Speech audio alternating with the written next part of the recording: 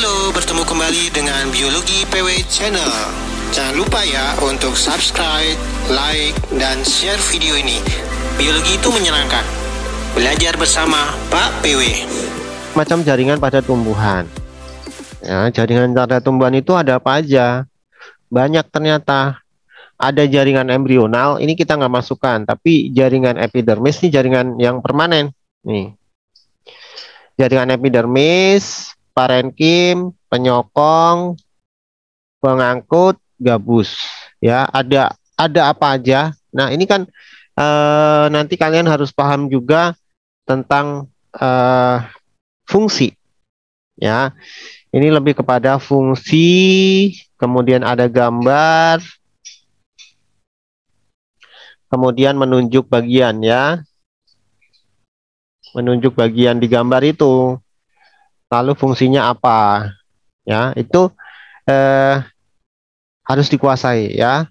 Ini adalah derivat ya. Derivat epidermis itu kan ada stomata, trichomata ya. Atau modifikasi epidermis. Parenkim ada banyak macam-macamnya ya, tergantung fungsinya. Kemudian ini jaringan penguat. Nah, ini biasanya dengan gambar nih. Xilem phloem juga kan.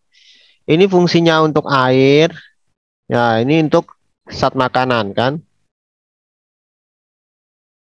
Nah, ini adalah jaringan pelindung. Ya, jaringan udah tua dan tidak bisa dilewati air. Oke, nah biasanya dengan gambar-gambar seperti ini. Jadi ini gambar memang sengaja saya cantumkan supaya kamu nggak kaget nih. Wah, ternyata bagan. Ya, seperti ini. Ciri khas dari xilem itu adalah lingkarannya gede nih. Ya. Sedangkan phloem itu yang kecil-kecil di sekelilingnya. Nah, ini kalau kalian lihat ini pada apa? Daun. Ya, karena kan itu ada fotosintetik mesofil. Soal yang tahun lalu kayaknya yang keluar daun deh, ya.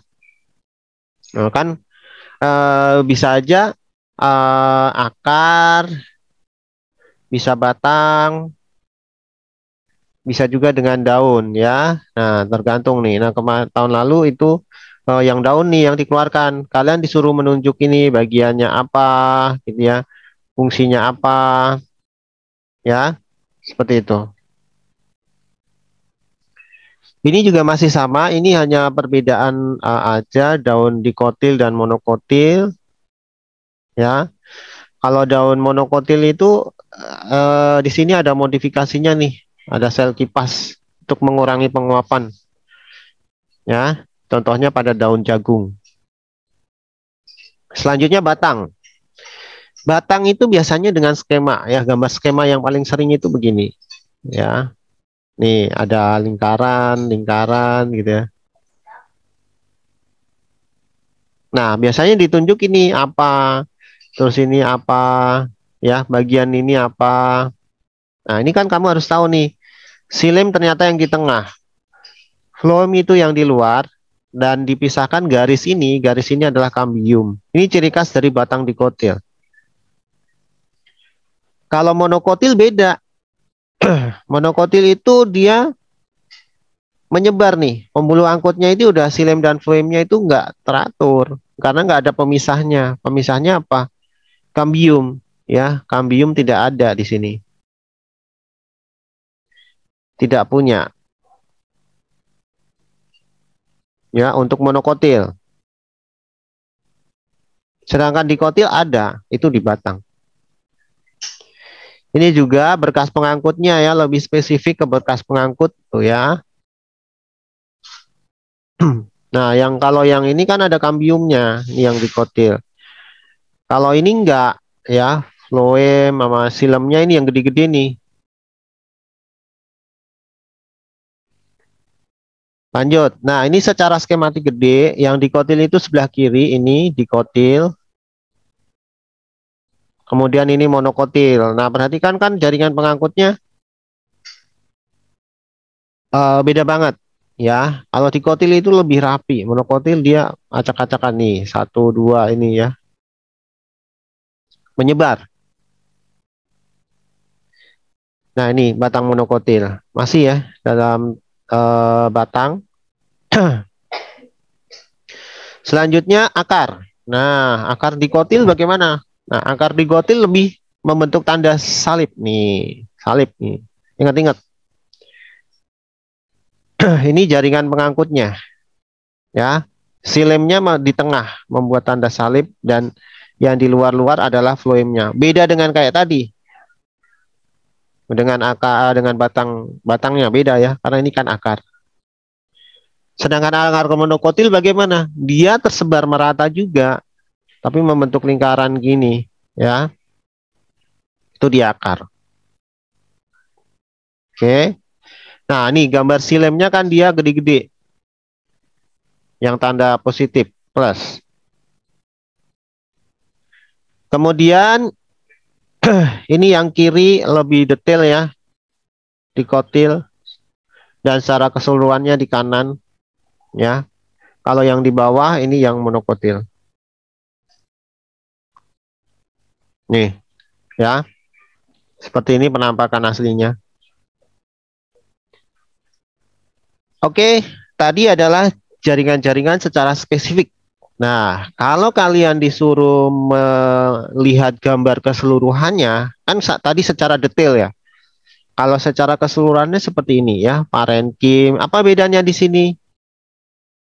Ya, ruang rongga udaranya lebih lebar-lebar, ruang antar selnya lebih lebar-lebar. Kalau ini hampir tidak ada ruang antar sel, tapi dia mengalami penebalan.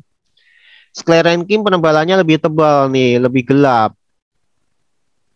Nah, kalau ini masih bisa berkembang karena ini pada tanaman muda. Ini sudah tua ya, sklerenkim. Sedangkan silem itu pembuluh angkutnya dia lebih gede nih lubang-lubangnya ya, ini trakea. Nah, sedangkan floem itu lebih tipis-tipis, dia ada pembuluh tapisnya, ya, seperti itu. Lanjut, ini masih organ batang, oke. Secara keseluruhan pasti yang paling luar adalah epidermis ya, kemudian terus korteks, berkas vaskuler itu yang tadi ada silem dan floem, ya. Ini biasanya adalah empulor pusat. Daun ini juga sama ya, ada epidermis, parenkim, pembuluh angkut, ya. Nah, lanjut. Ini soal nomor berapa ya? Kamu ikutin ya materinya. Jaringan hewan. Nah, jaringan hewan ini nanti lebih kepada gambar juga. Tolong perhatikan gambar-gambar jaringan epitel itu kayak apa sih?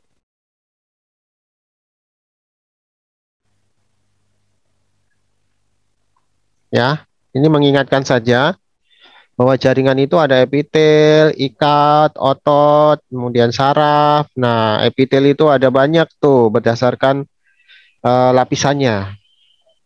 Kemudian jaringan ikat juga ada banyak, otot ada 3, saraf ada 2, ya. Nah, yang perlu diperhatikan itu adalah ciri, kemudian tempat, serta fungsi. Ya, ciri, tempat, dan fungsi. Nih, jaringan ikat juga begitu. Jaringan ikat longgar, ikat padat. Ini gambarnya ya, karena gambarnya memang sengaja saya tampilkan. Ya, karena ini biasanya keluar. Nah, lemak itu paling jelas nih. Ya, dia gede-gede. Ya, kemudian kalau tulang rawan itu ada sel-sel ini ya, kontroblas ya. Kalau tulang keras itu ada ini saluran Haves ya, yang membentuk saluran Haves ini. Kalau jaringan darah itu ada yang bikonkav ya. Jaringan limfo ini enggak begitu jelas, biasanya jarang dimunculkan ya. Yang kontras itu biasanya jaringan tulang, jaringan darah, terus otot ya. Itu gambarnya kelihatan banget ya. Nih, jaringan otot juga bedanya macam-macam ya. Intinya di tengah, kemudian intinya di pinggir ya. Otot rangka fungsinya untuk pergerakan, otot jantung untuk memompa jantung. Otot polos ini lebih gerak yang tidak sadar, ya, seperti itu.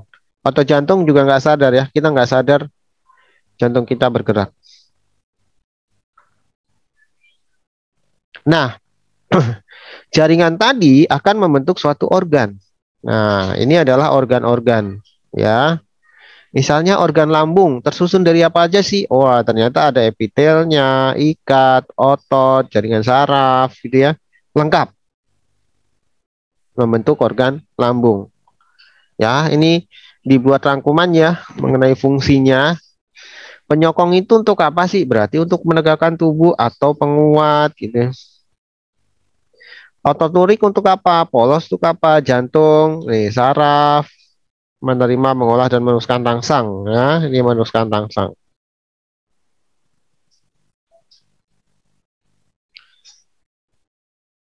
Nah, tulang rawan ada 3. Ada yang hialin, elastis, sama fibroblast. Perbedaannya apa? Perbedaannya di letaknya dan ini. Ya, warna juga beda. Ya, ini di jaringan ini hanya keluar satu soal ya, tapi materinya banyak. Ya, biasanya cuma gambar sih ya, gambar sama fungsi. Ya, setelah itu organ-organ akan bergabung membentuk sistem organ. Nah, sistem organ yang pertama kita pelajari adalah pencernaan. Nanti pasti ada gambar ini, gambar sistem pencernaan. Lalu kamu harus menyebutkan bagian. Tolong bagian plus fungsi, ya. Ini dari gambar. Oke, ya. Dan untuk kelainan-kelainan nggak usah. Nih nggak usah, saya coret ya. Ini pakai tahun lalu soalnya. Tahun lalu kelainan muncul. Nah, sekarang lebih kepada organ sama fungsi. Nah, mulut untuk apa? Nah, ternyata ini kaitannya dengan enzim kan? Harus hafal nih. Yang dihasilkan lambung apa aja enzimnya? Ada renin, pepsin. Nah, usus halus apa aja? Ya, ada enterokinase, maltase, laktase. Lalu fungsinya juga ya. Pankreas juga membantu, dia menghasilkan enzim. Oke, jadi ini pencernaan. Kemudian masuk ke sistem respirasi. Sistem respirasi ini benar nih. Jadi suruh kalian mempelajari kelainannya saja. Tidak perlu kalian mempelajari yang alat-alatnya serta apa ini proses pernafasannya itu nggak usah. Tapi lebih fokuskan pada ini, ya. Gangguan-gangguan yang sering terjadi pada sistem respirasi. Contohnya faringitis, pneumonia, hipoksia, asidosis, sianosis, ya. Seperti itu. Oke, jadi hubungannya juga dengan darah sih biasanya ya. Berikutnya sistem berikutnya adalah sistem ekskresi. Ekskresi nanti fokuskan pada ginjal ya. Gambar ginjal itu seperti ini, ada nefron, korteks, medula. Kemudian kalau nefron ini dipecah atau diambil itu bentuknya seperti ini. Ya. Ada yang namanya glomerulus. Ini glomerulus. Kemudian ada bagian ini yang lengkung-lengkung ini tubulus proximal atau TKP. TKP. Kemudian ini tubulus distal itu TKD. Ya, ada lengkung Henle. Lengkung Henle ada saluran yang turun, ada yang naik. Dan ini tubulus collectivus atau pengumpul urin yang sesungguhnya. Nanti akan ditransfer kemana? Ke vesika urinaria. Nah, ini tempat nampung kencing kalian nih. Ya, vesika urinaria. Nah, ini gambar satu nefron. Ya, satu nefron yang terletak di korteks dan juxtamedula atau bagian tengah.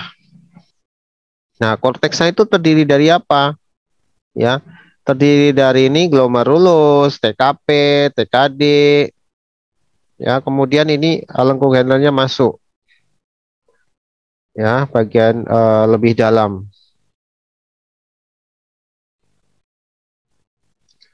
Nah, di sistem organ ginjal kan yang diminta adalah proses dari pembuatan urin. Proses pembuatan urin itu meliputi 3 tahap. Yang pertama adalah filtrasi, itu disaring. Kemudian reabsorpsi, itu diserap kembali. Nah, augmentasi itu terbentuk urin sesungguhnya, penambahan zat nih.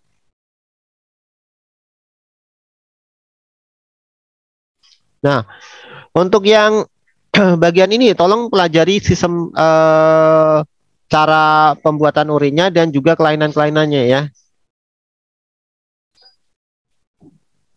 Nah, kalau begini kan sebenarnya kan darah itu dimasukkan ke glomerulus melalui ini kan arteri ini, lalu di sini disaring.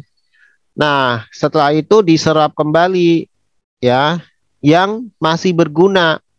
Kalau yang nggak berguna ya lanjut terbentuk urin. Oke. Nah, sekarang pertanyaannya apa aja yang disaring? Ya, kayak protein, ya, dan zat-zat lain.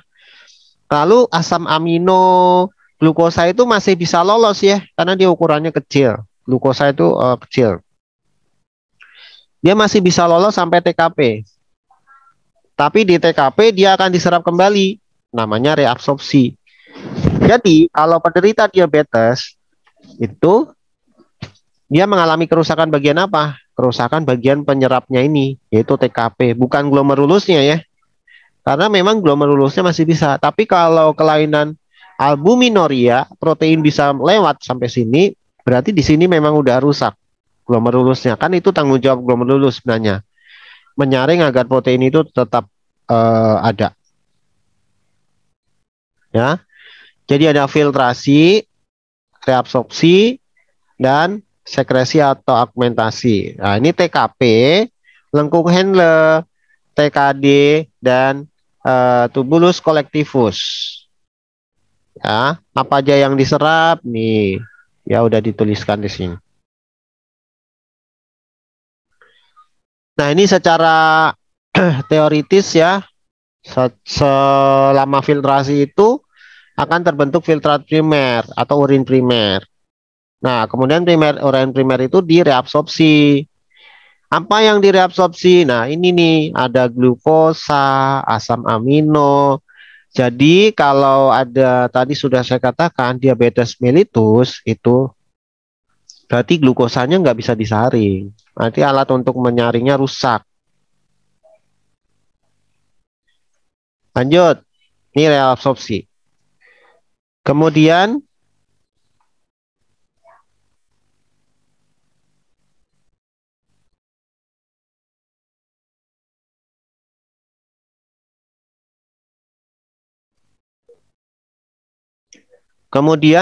ini zat-zat yang dianggap sebagai sampah ya, ini ditambahkan gitu ya, akhirnya terbentuk urin sekunder.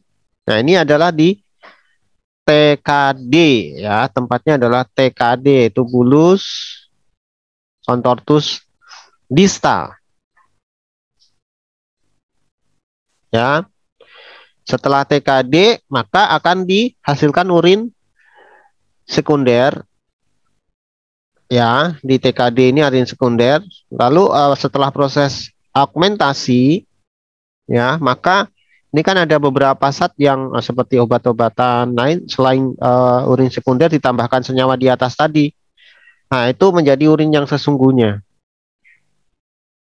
Ya. Urin yang sesungguhnya itu nanti akan disimpan di tubulus pengumpul. Nih, tubulus pengumpul. Lalu dimasukkan vesika urinaria. Nah, ini secara utuh seperti ini prosesnya. Lanjut. Lalu kelainannya apa? Kelainan pada sistem ekskresi manusia itu banyak. Cuman besok fokuskan aja pada ginjal. Nah, ginjal itu ada yang ini, satu, nefritis, dua, tiga, terlalu banyak urin ya. Empat, ada ini, lima, enam, ya, tujuh, yang lainnya di eh, kelainan-kelainan pada kulit, ya. Nah, fokuskan pada ginjal ya. Biasanya data lab. Oh ya, saya tambahkan untuk kelainan di sini. Sebentar. Saya, saya ke tempat kosong ya. eh untuk kelainan itu kalau nanti ada urin, kemudian diuji biuret, kalau urinnya ungu, berarti urinnya mengandung apa? Protein. Berarti dia mengandung albuminuria. Ya, itu penyakitnya. Kalau urin diuji dengan benedik, maka dia mengakibatkan warna merah bata ya. Lalu itu artinya ada glukosa. Nah, kalau dapat glukosa, berarti namanya diabetes mellitus. Ya, di urinnya ada gulanya atau kencing manis. Oke, nah ini tambahan aja. Ini kan uji-uji ini juga di makanan udah pernah ya, uji makanan dengan biuret, dengan benedik, ya.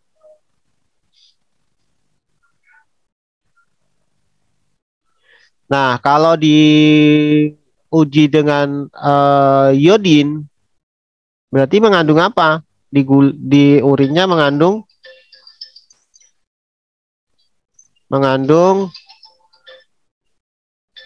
amilum,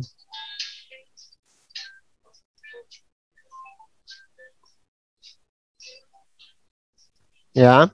Jadi itu uji uji urin, ya. Ini tambahan.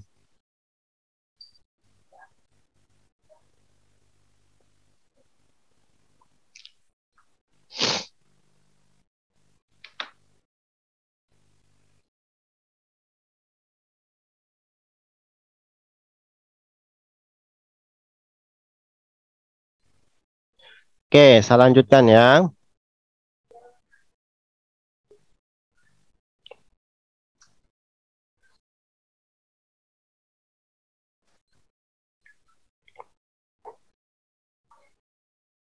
Nah, sekarang pada sistem indera. Sistem indera itu nanti fokuskan pada kelainan. Ya, kelainan pada indera itu apa aja? Ya paling sering sih ini ya, ada gambar rabun jauh, ntar, atau miopi, rabun dekat, kemudian mata tua, berarti double ya lensanya, rabun senja, katarak, dan sebagainya. Ada buta warna juga, ya. Nah, kalau ditanya ada gambar-gambar seperti ini, kamu harus paham ya, artinya bayangan jatuh di depan retina atau di belakang retina. Kemudian kalau indera pengecap ini nggak usah dulu ya, saya silang di sini. Indera pembau juga enggak. Ya, indera pendengar ini mungkin ya bisa ada namanya tuli ya. Untuk yang ini tidak dulu.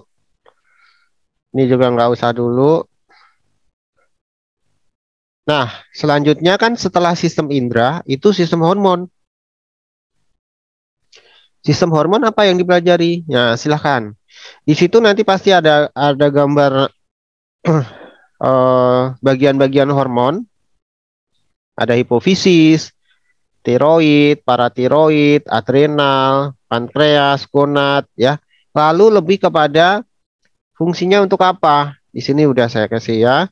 Jadi merangsang pertumbuhan, mempengaruhi pertumbuhan dan mental, ya, dan mengatur kalsium dalam darah. Kemudian hormon tiroksin. Ya, untuk apa sih hormon, untuk apa, adrenalin untuk apa? Nah, itu harus paham fungsinya. Nah, ini gambar yang biasa sering muncul ya. Ya, ini letak-letaknya. Tiroid itu di mana? Paratiroid di mana? Adrenal di mana? Kemudian kelamin. Ya, ini juga ada lebih lengkap. Jadi untuk sistem hormon nanti kalian harus tahu gambar letaknya dan fungsi dari hormon tersebut untuk apa. Nah, ini sel saraf. Sel saraf itu pasti nanti dimintanya ada gambar, kemudian ada bagian-bagiannya serta fungsi. Fungsi dari bagian-bagian gambar ini apa? Nah, di sini udah ya ada nukleus, ada dendrit ya untuk menjulurkan impuls saraf menuju badan sel saraf. Kemudian ada akson ya atau jaringan lain ya. Sel saraf meninggalkan badan sel saraf menuju neuron atau jaringan yang lainnya. Lanjut, untuk yang hormon sudah ya. Jadi lebih kepada gambar sistem hormonnya lalu fungsi. Nah, untuk sistem peredaran darah, silahkan kalian fokuskan kepada ini, ya, gangguan pada sistem peredaran darah. Biasanya ini dengan data laboratorium. Data laboratorium itu apa? Misalnya hasil uji darah, ya, ternyata jumlah jumlah sel darahnya kurang. Sel darah apa? Sel darah merah. Berarti dia sakit apa? Kemudian ada yang trombositnya kurang dari normal. Berarti dia sakit apa? Nah, ini ada rujukan-rujukan yang biasa dipakai ya. Jumlah normalnya itu seperti ini. Kalau trombosit ada di bawah 250.000 jumlahnya, berarti itu dia indikasi penyakit demam berdarah. Ya. Kemudian kalau sel darah putih ada 9.000 atau 10.000 per milimeter kubik. Nah, itu berarti dia mengalami apa itu namanya kanker darah atau leukemia bisa jadi. Ya. Jadi lebih kepada data di lab dan kalian eh, menjelaskan itu dia kena sakit apa sih ya seakan-akan jadi dokter gitu ya dari hasil lab yang disajikan. Kalau tekanan darah kan itu berdasarkan sistol per diastol ya, S per D. Selanjutnya ini balik lagi ke bab 1 di kelas 11 tentang bagian-bagian sel. Bagian sel itu pasti nanti dengan gambar. Sel itu ada sel hewan, ini contohnya. Ada bagian serta kalian harus bisa menjelaskan fungsinya apa. Ribosom, mitokondria. Jadi gambar ya, lebih ke gambar. Peroksisom. Nah, fungsinya untuk apa nih? Kalau yang ini sel tumbuhan, ya, lebih kotak. Ada dinding selnya karena, ya. Nah, ini kan ada perbedaannya. Udah dikasih fungsinya juga. Perbedaan sel tumbuhan dan sel hewan. Nah, ini gambar yang lainnya gitu ya. Ini saya ambilkan hanya dari PowerPoint yang pernah kita pelajari. Sel hewan juga begitu saja, ada gambar kosongan lalu kalian suruh menyebutkan. Selanjutnya, struktur membran sel. Nah, kalau di struktur membran sel ini lebih fokuskan kepada nanti langsung ke sistem transportnya saja. Sistem transportnya itu ini. Ada pasif, ada aktif, ya. Ada osmosis, difusi, ya. Osmosis itu apa? Osmosis itu sebenarnya perpindahan air. Dari air yang banyak ke air yang sedikit, itu osmosis. Kalau difusi, itu adalah perpindahan dari zat yang terlarut menuju ke daerah yang zat terlarutnya sedikit. Contohnya kamu naruh gula itu di air, nah itu difusi. Akibatnya kan gulanya jadi airnya jadi manis kan? Ya. Nah, ini konsepnya harus dipahami seperti ini. Ada hipertonik, isotonik, dan hipotonik. Hipertonik itu mengingatnya mudah. Hipertonik itu larutan pekat. Ini pekat ya. Ini adalah encer. Ya, kalau di sel hewan itu disebutnya kalau dimasukkan ke dalam hipertonik dia akan mengalami krenasi. Sedangkan yang dimasukkan ke dalam encer dia hemolisis. Tapi kalau sel tumbuhan tidak bisa mengalami krenasi karena dia memiliki dinding sel. Apa yang terjadi? Dia akan melepaskan membran selnya yang disebut dengan plasmolisis. Ya. Nah, kalau kelebihan air maka akan mendorong air itu akan mendorong ke dinding sel, namanya adalah turgid. Nggak sampai lisis biasanya, tapi jadi kaku. Nah, difusi juga ada yang dipermudah, ada yang dipermudah dengan saluran protein integral, tapi ada protein pembawa juga ada. Transfer aktif itu ada simpor, antipor, unipor. Ini hanya berkaitan